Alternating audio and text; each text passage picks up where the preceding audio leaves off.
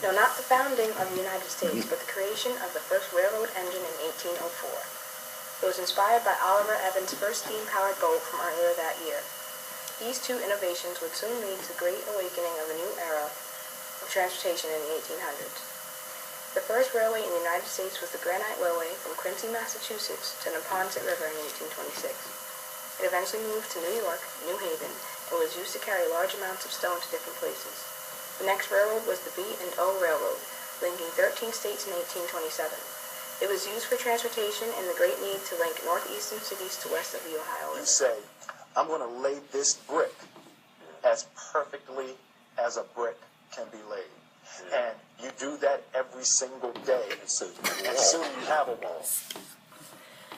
As more and more attention drew to the railroads over the years, in 1845, Asa Whitney presented to Congress a plan to create a railroad from the Mississippi River to the Pacific. The United States didn't own California until 1850, but the plan began in 1863. The current president signed a bill and pushed through Congress with the help of Theodore Judah. The construction of a transcontinental railroad will be built by two companies, each being granted ownership of the land they use in their construction. The Union Pacific would start from the east, while the Central Pacific would begin in the west.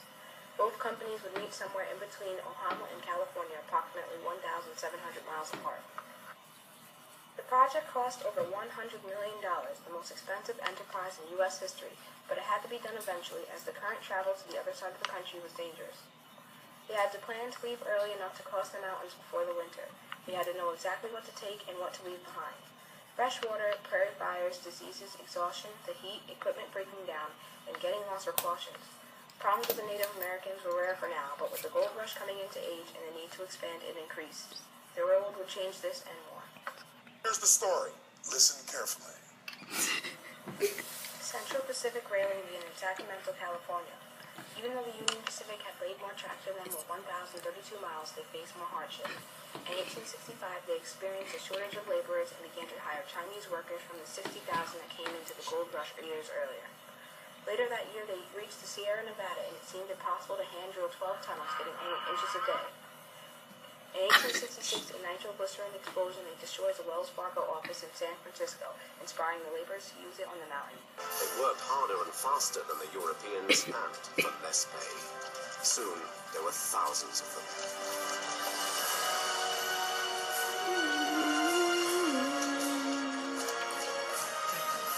They are a great army, laying siege to nature in her strongest citadel. The rugged mountains look like stupendous anthills. They swarm with Chinese workers tunneling, wheeling, carting, drilling, and blasting the... About 150 men died on the job, and a small number from smallpox in Nevada. Workers who got little glory worked from day to $4 a day. Avalanches and accidents and enduring brutal winters were faced. They worked from sunrise to sunset and spent their Sundays washing, gambling, and smoking. The only tools available to them were two-wheeled dump carts, wheelbarrows, axles, ropes, blasting powder, nitroglycerin, and wheels. In 1866, Congress raised states. The initial 150 miles east became a competition. The railroads would get loans and land for the entire track they built. In 1867, the work simmers down in the west as the workers began to demand better wages and shorter hours. Their diet was dried fish, dried fruit, vegetables, salted cabbage, crackers, sweet rice, dried bamboo, chicken, and tea. Because the tea was made with boiled water, it helped to keep them healthy. The other workers drank water straight from rivers and streams and sometimes were contaminated.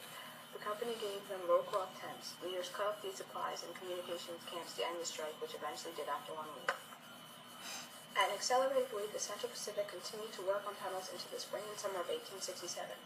Workers broke through in August, just 1 year after the first hole had been made.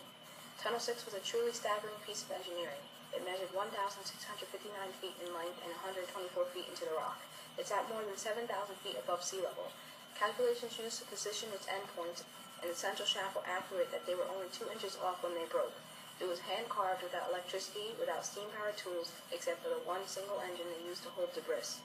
The Central Pacific continued with hope, building confidently into Nevada. The hardest task was behind them.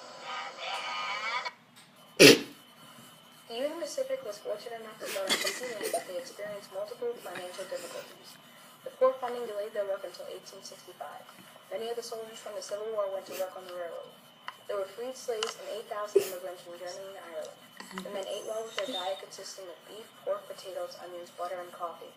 The railroad hired men to hunt buffalo, antelope, elk, deer, and fowl. Workers were known to be rowdy men who did not bathe. On Sunday, their day off was spent gambling and fighting. They were housed in a boarding train. The train had boxcars with hammocks and places to put their belongings. Surveyors and guarders lived in tents and camped nearby. All supplies were brought to them by wagon. Conflict with the Indians during the building of the Transcontinental, mostly toward Union Pacific, grew. The natives were angry at the use of their land by white settlers. They were angry when they slaughtered the buffaloes because they were a main factor to their survival. They used buffalo for clothes, food, tools, glues, cups, etc. To them, white men had little respect for the land and nature. Being disturbed caused resentment to rise up in different tribes. The government began to put the tribes onto reservations. The railroad even hired men to watch out for any attacks from nearby Indians. Among the rowdy bunch were towns being built almost overnight and experiencing increased population due to nearby opportunity. These were called boom towns, and as the rails were built towards the west, they popped up and disappeared into ghost towns, barren and less in demand. Gambling houses, dance halls, brothels, and saloons sprang up from wood or canvas. Merchants and entrepreneurs trailed after the railroads as a great opportunity to make money off the idle laborers who found little entertainment without liquor. It became portable work, and a newspaper editor called it Hell on Wheels. In 1868, the Union Pacific reached the Sherman Summit, which is 8,200 feet high in the mountains of Wyoming. It was here that they began to slow down, but previously they conquered the steep Black Hills. The citizens of Wyoming were upset with the new settlers and began outlawing their barbaric ways and hung leftovers from telephone poles and log cabin rafters. After months of increased tension, lobbying, congressional pressure, and no meeting between the two companies, leaders of both companies agree on a meeting place for the two rails. It takes 2 days of argument, but they agree on Promontory Summit, Utah. In 1869, construction boss for the Central Pacific Railroad heard that the Union Pacific had laid 7 miles of track in one day. He boasted to the vice president of the Union Pacific that his crew could lay 10 miles in one day.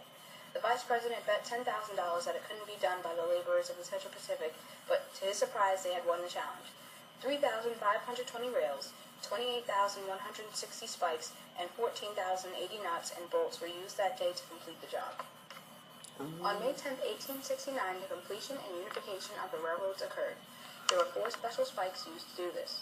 The golden spike was used when hearing that no one had an item for the finished railroad. A friend of the Central Pacific used $400 of his own gold to make the spike. The golden spike weighed 14.3 ounces, measured 5.58 inches long, and was made of 17.6 karat gold. Only $300 worth of gold was needed to make the actual spike. The leftover gold was attached and removed later. The spike was engraved on the top and 4 sides. One side was engraved the Central Pacific Railroad, groundbroken January 8, 1863, and completed May 8, 1869. The 2 sides had named the railroad directors and officers. The 4th side was engraved, "May God continue to unity of our country as railroad unites the 2 great oceans of the world. Presented David Hughes, San Francisco." The top of the spike was engraved with the last spike.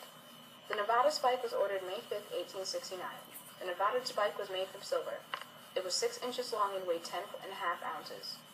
The spike was rushed 20 miles to Reno to give to the Union Pacific leader aboard his train heading to the ceremony. It is engraved on one side, "To Leland Stanford, President of the Central Pacific Railroad, to the iron of the East and the gold of the West." Nevada adds her length of silver to span the continent and wed the oceans. Arizona's silver and gold spike was presented from the Arizona Territory at the ceremony. The 6-inch spike was made of silver and head made from gold. It does not know when or who made the spike. The Museum of City of New York now has ownership of it. Lastly, a second golden spike was given by the proprietor of San Francisco Newsletter Company. He had given his spike inscribed with this spike, the San Francisco Newsletter opens its homage to the great work which has joined the Atlantic and Pacific Oceans this month, May 1869. It was 5 inches long and weighed 9.5 ounces of gold. It was worth $200. These spikes were last given to the ground to complete the railroad. The U.S. Transcontinental Railroad seemed impossible and is one of the greatest things built in United States history. One of the most significant creations of the railroad is the creation of time zones. Before, towns set their clocks by the sun. With completion of the railroad, the trains can maintain schedules, everyone setting their clocks and watches differently.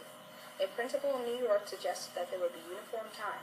His suggestion divided the Earth into time zones of 15 degrees each. This made 24-hour time zones. In addition, people began to settle on new lands. New towns and businesses flourished all along the railroad. Manufacturers could give their goods to more markets. The East could send supplies to the West and the West to the East. Supplies were purchased at lower prices because the cost of shipping was decreased. Farmers and merchants can move their products to places faster without it spoiling. The impact of the railroad to the Native Americans would not be a happy ending as the rest of the nation. The buffalo were disappearing and they had little food.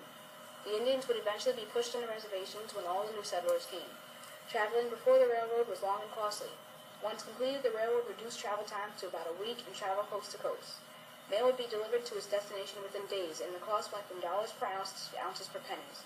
New phrases such as time's up, time's a-wasting, and the train is leaving the station became common. The 1890 census showed the American frontier had disappeared due to this. It is a construction that showed new possibilities for the nation. I've been working on a railroad all the livelong day. I've been working on a railroad just to pass the time.